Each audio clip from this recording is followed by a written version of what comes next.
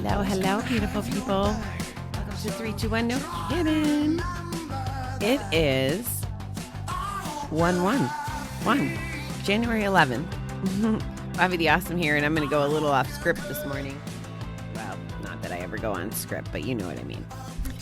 So, because today's 1/1/1, yes, I'm going to share a little Bobby beliefs with you, I guess. I didn't even ever hear of angel numbers until, I don't know, 4 or 5 years ago. My uncle's girlfriend had some sort of a text. She was working on getting to her retirement, and she was using angel numbers as a guide to when she should retire. I can't really explain it because I can't really remember it because I wasn't that involved in it, but I remember that being my first introduction to angel numbers.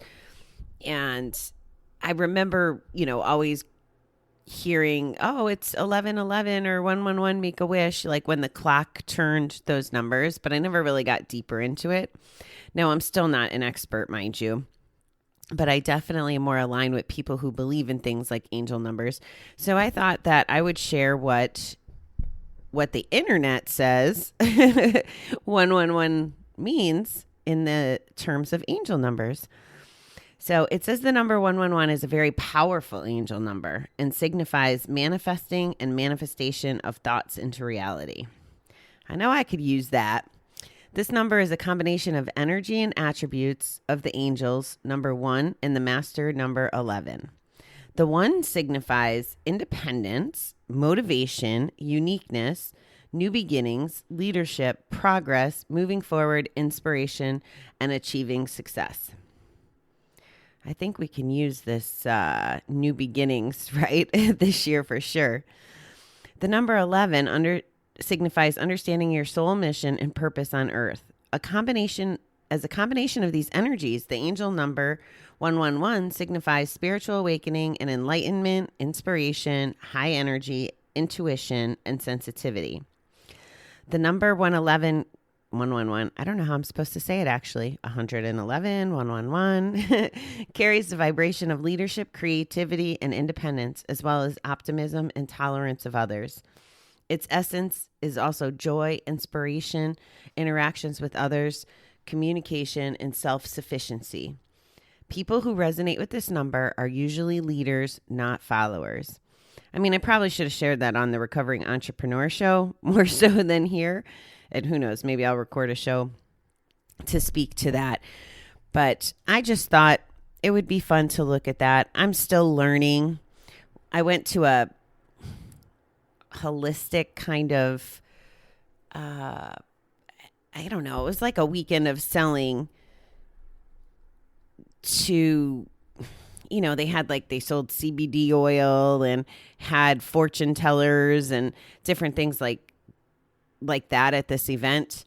And it was the first time I ever had this reading that had to do with twin flames. And there's this whole world of belief out there.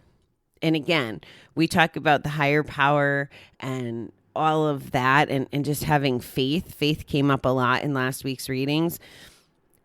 So maybe it's not even faith in God, if that's a struggle word for you, like it was for me many years. Maybe it's understanding symbolism in numbers or in some of these other avenues. Again, my vocabulary sometimes I feel like is so weak. Different explorations of faith and looking for symbolism.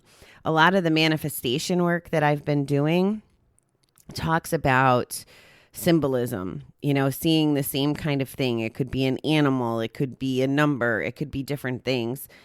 And it's just another thing to kind of explore and see if it aligns with you. I mean, all of the attributes and the things that it talks about and what it symbolizes, uniqueness, leadership, it's all quality of life stuff, no matter what it is, whether it's numbers or religion or that I'm becoming more and more of a fan of Dharma recovery, Buddhism, basic principles. It's all really about being better human beings, being fulfilled humans, being happy.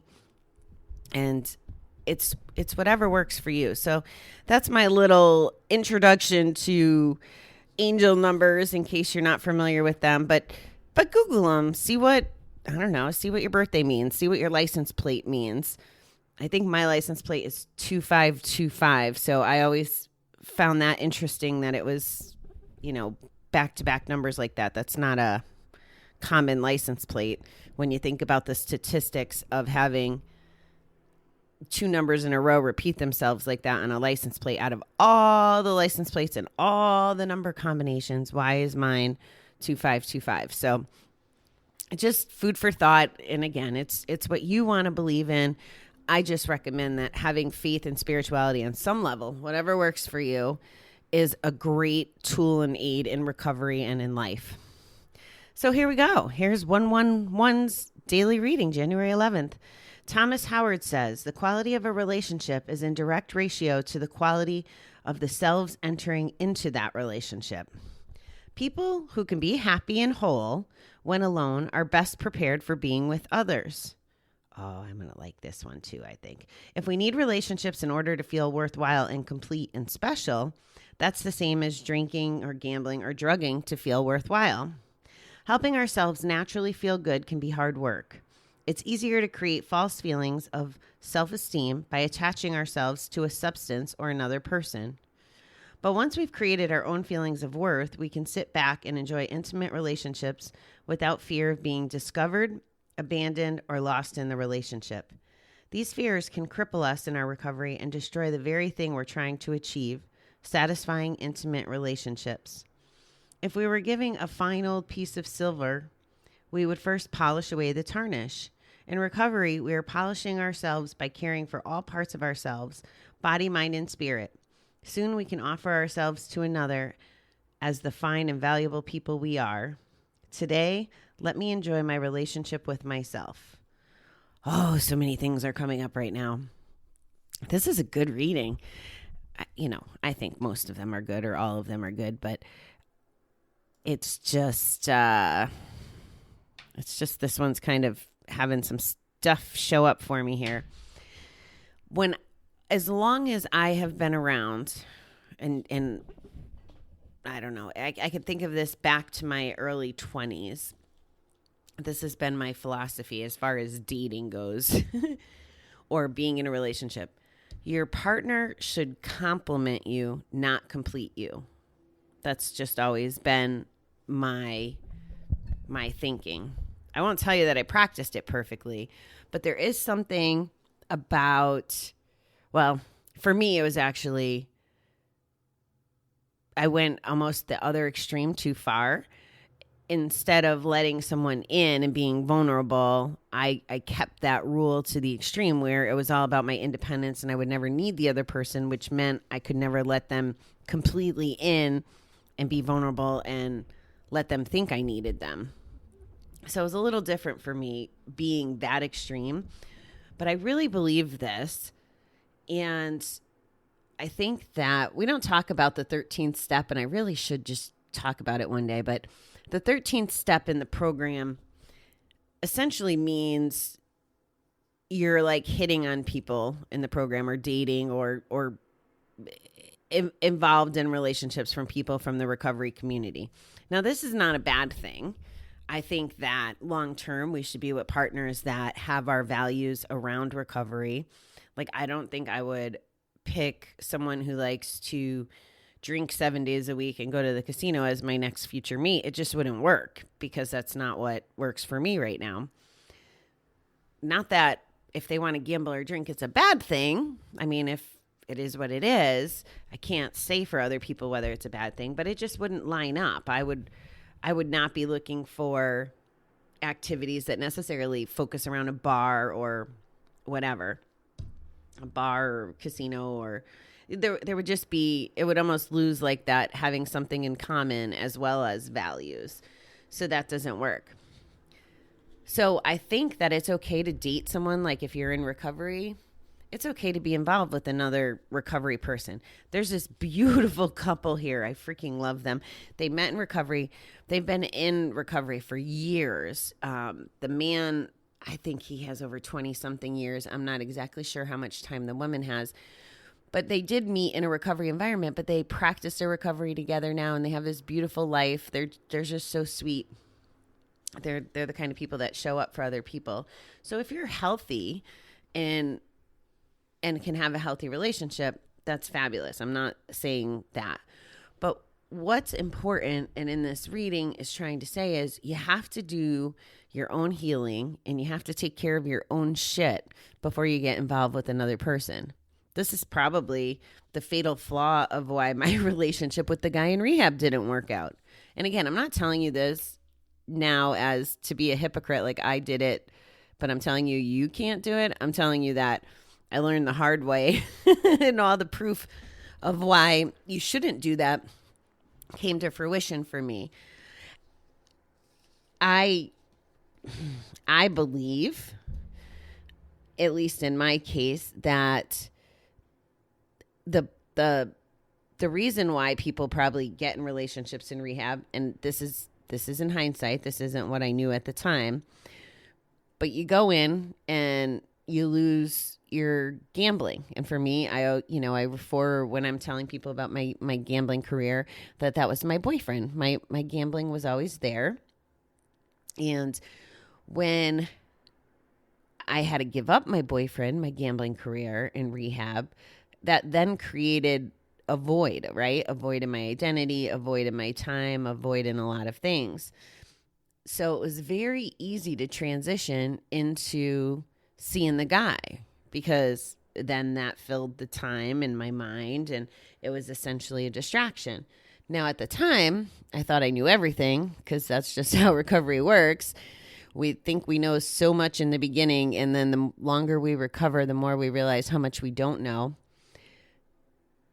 But I got submerged in that and thought it was a good thing. Now in my case, I believe wholeheartedly that relationship happened for a reason, and I learned so many things from it. I actually learned how to be a better partner for the next time. I used recovery strategies in my relationship the way I use them in business. Like, they just become part of our life, and we can live a better life as long as we're acting that way and working on our recovery.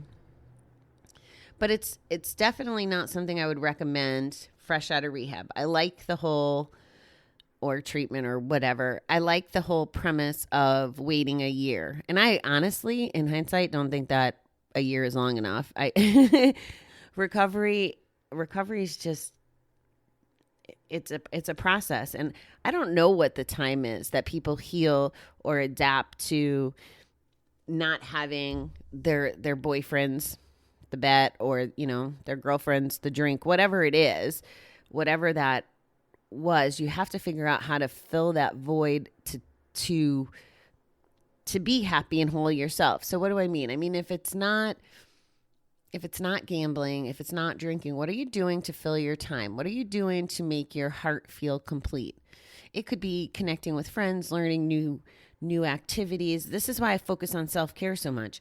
You can't care for someone else at the level that's going to be healthy and good for both of you if you're not in a good position yourself, because we tend to, in relationships, like sink into the other person or take care of the other person or carry the other person's shit. When we're early in recovery, we're too volatile to carry other people's shit. We haven't figured out our own shit yet.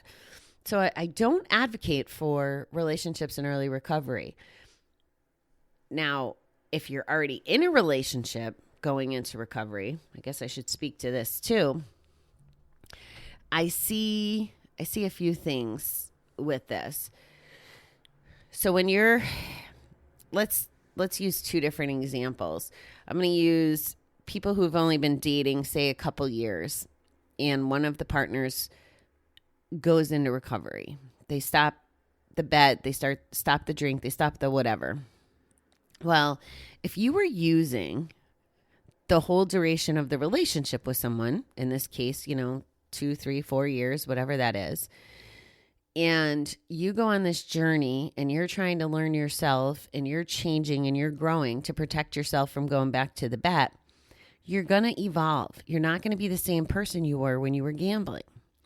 So in a relationship that's young, and I'm not discounting time, but in a relationship that young, you may grow in a different direction than the partner that was serving you when you were gambling.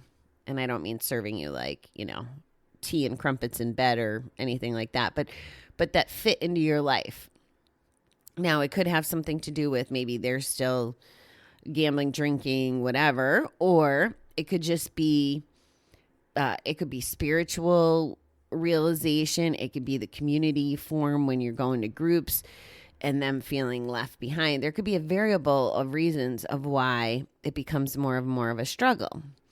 Now, contrast that to someone who has been in a relationship for 25 years. Maybe they've been married. Maybe it's the household, the grandkids, all those things. Those same voids are going to happen when you give up the gamble, the bet. The same evolution is going to happen in recovery. A lot of those same things are going to happen, but how a couple that has been together 25 years handles it may look different than a couple that handles it only 3. You have your whole life invested in a person. It may not be so easy to walk away. In those cases, I have 2 thoughts on this. One is, yeah, absolutely. If you guys can work through it together and be all in on a better life, a happy life, a full life together, and I highly recommend that the partner goes for help, treatment, whatever, whether it's Gam-Anon or a therapist or whatever it is, there could be ways for it to work. There is going to be changing and growth, though, and it may come to a point where maybe after 25 years, you have to go separate ways. And I would imagine that this is a very hard decision because being with someone, being with the same person for all that time is a comfort thing. And they could be filling, the other voids in your life if you're not taking care of yourself the way the reading says. So you might feel like, oh my God, I can't leave after 25 years, even though you're not happy, you're not fulfilled. And it's not anything about the other person. It has to do with yourself. Then potentially you could be losing another big piece of you, which could be like a loss, So I could see how it'd be very easy for people to stay and be okay. Not fulfilled, not happy, not ecstatic, not passionate about the relationship they're in, but just okay, status quo, because it's easier. When people break up after a long time or when people get fired from their jobs, I tend to be like, congratulations, like, woohoo, you have a new opportunity, one that you might not have pushed yourself to. So maybe the situation pushed you into it. So that's how I'd like you to frame that. First of all, take care of yourself. And no matter what the length of your relationship is when you start recovery, but really be honest with yourself. Is the recovering version, the healthy version, the version you want to be aligned with who's in your life? And this isn't just romantic relationships. This is friendships. You can't really escape family. You might have to modify your relationships with family to protect yourself. That's another whole topic. But in the context of relationships and friendships, you may need to make some changes to protect yourself. And if you give yourself those chances, I'm telling you, you're going to be better off in the long run. Because if you're in, let's use that 25-year relationship. Maybe on some level, you were never happy in the first place. And maybe that's why you were gambling. Or maybe there's some underlying something. You're just, maybe your partner doesn't have the values and you feel like you're not aligned with them or that you're trapped or whatever. And this isn't even the extreme of abusive relationships. This is just, I really freaking hate this, that people are just okay or that they settle.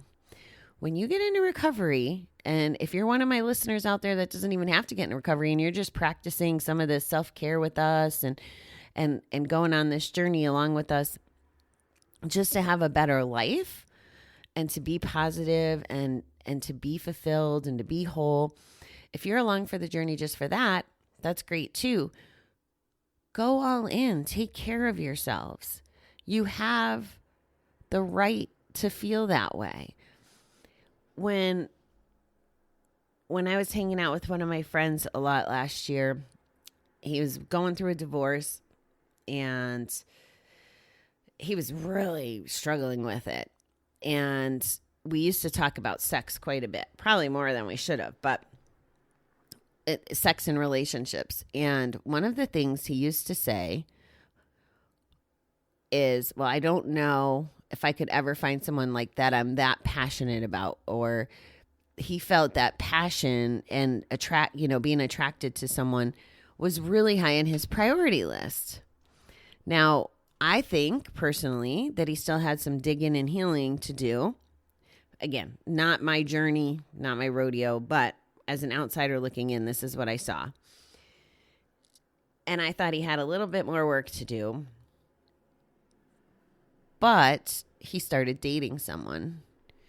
And the conversation then became, I'd be like, well, is it this passionate, like crazy love affair that you wanted? Well, it's okay. And I'm like, it's just okay. Like, why are you bothering then?